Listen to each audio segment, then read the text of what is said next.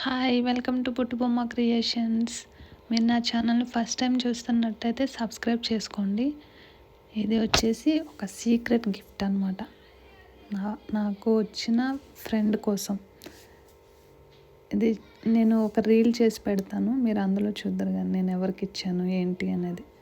ఇది very simple అనమాట. Canvas మనకి చాలా ఈజీగా మనం ఏ డిజైన్ కావాలంటే ఆ డిజైన్ మనం పెయింట్ చేసుకోవచ్చు.